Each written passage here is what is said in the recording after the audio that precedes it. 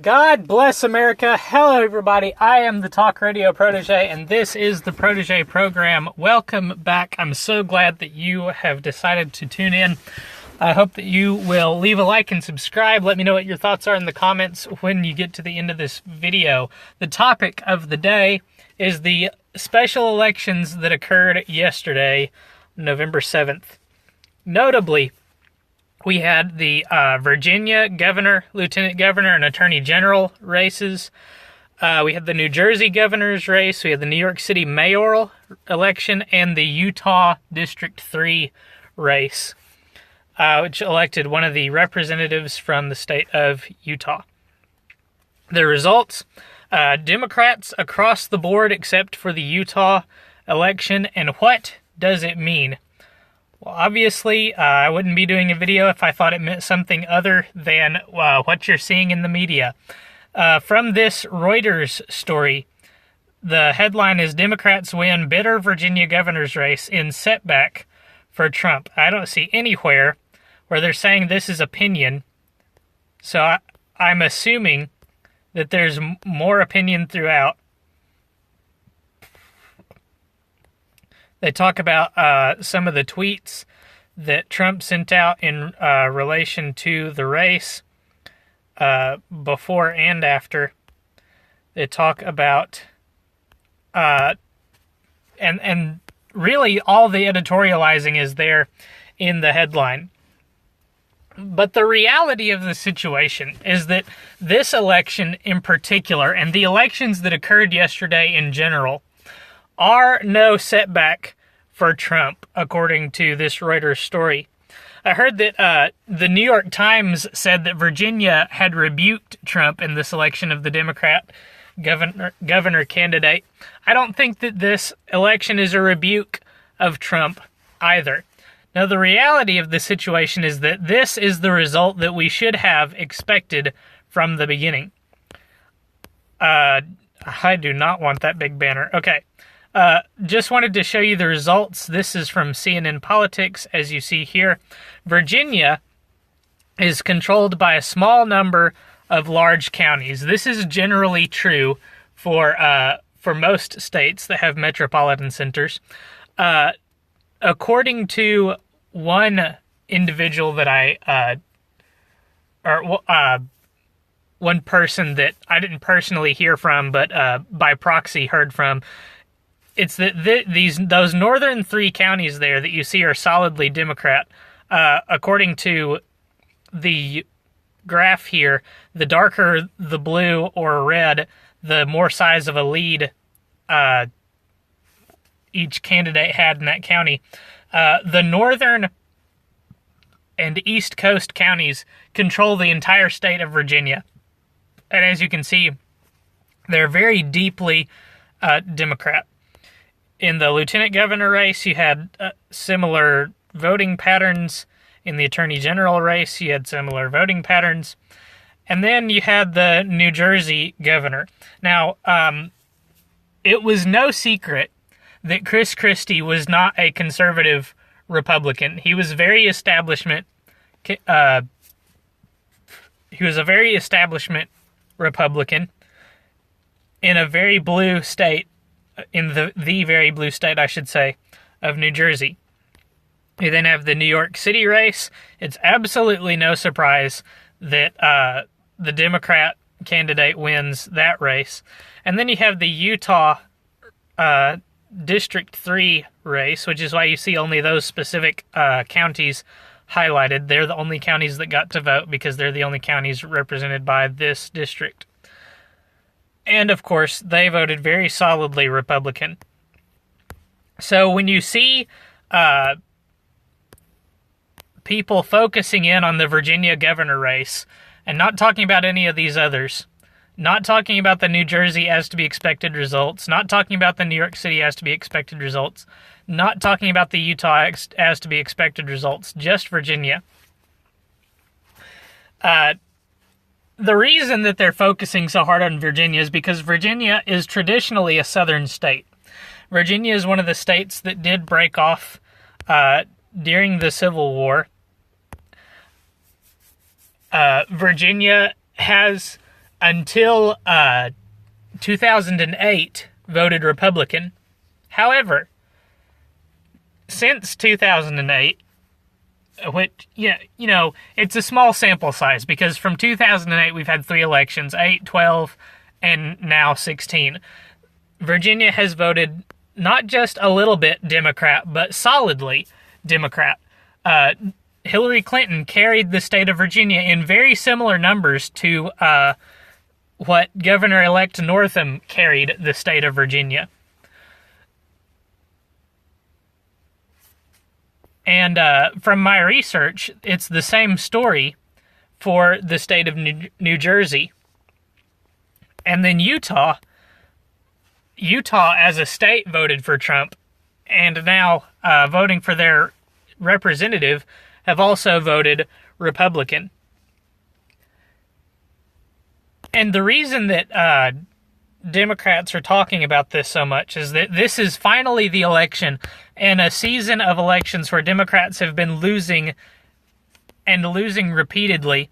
This is the election that Democrats are saying is going to set the tone and dictate the tactics that are going to be implemented in the 2018 election, the tactics that are going to work and the tone that's going to be delivered on in the 2018 election.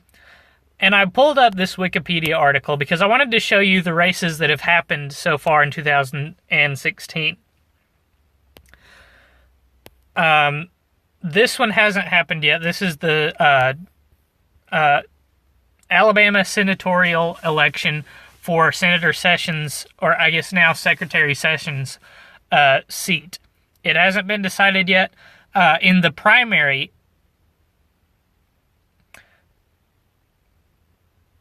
is his name even in here? Yes, Roy Moore was nominated in somewhat of a surprise over the incumbent Luther Strange. The big focus, if you've been paying attention so far in 2016, has been on the House of Representatives special elections in 2016 or 17. We had one from California in April that nobody talked about. In fact, it was so overwhelmingly to be expected that in a runoff after the election in April, there were 2 Democrats remaining. The runoff was held on June 6th, and, in a race between 2 Democrats, a Democrat is going to win. Georgia 6 was one really big election that everybody was buzzing about. Everybody said, this is the one. Republicans are going to lose this seat, and that's going to set the tone and the tenor for the rest of Trump's presidency, is Democrats on the comeback. People rejecting Trump. Georgia 6 is indicative. And, of course, Karen Handel, the Republican candidate, won Georgia 6 in a total unsurprise to anybody that knew the history of Georgia 6, knew the demographics of Georgia 6, knew that the Republican started with a lead in Georgia 6 and was much more likely to win than the Democrat. In Kansas, to my recollection, this election was somewhat ignored by the media, and a Republican candidate won that election as well. Montana was very focused on I suppose mostly because of the altercation that Republican Greg, and I do not know how to pronounce his last name correctly, Gianforte, whatever it is, got into an altercation with a quote-unquote reporter there before the race. And he did win that race as well, Republican in Montana. Not much of a surprise, again, but a race that Democrats and the media said this is going to be indicative of how Republicans are fleeing from Trump. And again, it didn't happen. South Carolina, another election won by a Republican. Utah, as it happened just now, election won by a Republican. In the national elections, the elections that were going to have direct impact on national politics, Republicans have won across the board. and these have all been from mostly Republican states. The elections that Republicans have now lost in 2017 are 2 Democrat state governorships. It's 2 elections that do not have immediate direct bearing on the on national policy. Good grief. Words are not working today. But I just wanted to bring these things up and talk about it. This is not indicative of 2018. As one commentator that appeared on CNN today said, there's a whole nother year between these elections and the big midterm next year. We're nowhere near close to the place where we can start making predictions about how 2018 is going to turn out. One last point that I'd like to leave you with, and I didn't pull up the story, now I wish I had. Ed Gillespie is not Donald Trump. Democrats and the media is already saying that the rejection of Ed Gillespie is a rejection of Donald Trump.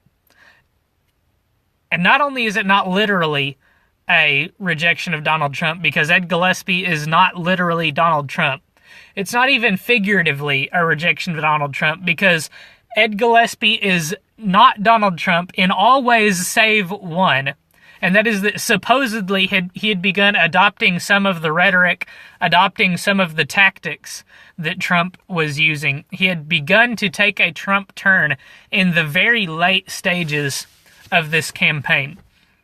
When Ed Gillespie began his campaign earlier this year, back in the summer, he hired on a whole bunch of establishment Republican consultants to his campaign. Ed Gillespie was the antithesis of Donald Trump for his entire campaign until last week, pretty much. So this is in no way, shape, or form a rejection of Donald Trump.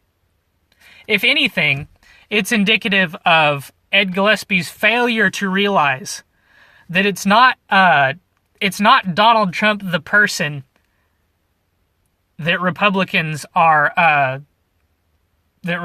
want to see elected officials glom onto. It's everything that Donald Trump has been talking about, all of the policy that he's been pushing, all of the things that people are ignoring because of Donald Trump the person are the things that Republican voters want Republican candidates to campaign on. When people reject everything that has to touch Donald Trump, they're rejecting the policies that Republicans want candidates to support.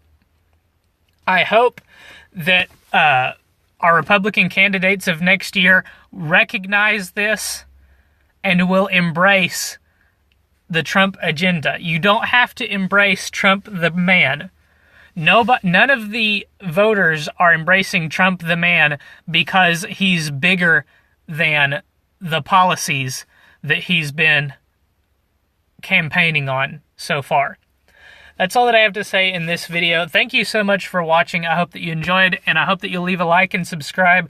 Let me know what your thoughts are in the comments. Let me know if you think I'm totally off base or if maybe I'm on the right track here. I'd love to hear from you. Again, thank you for watching. Until next time, good night and God bless.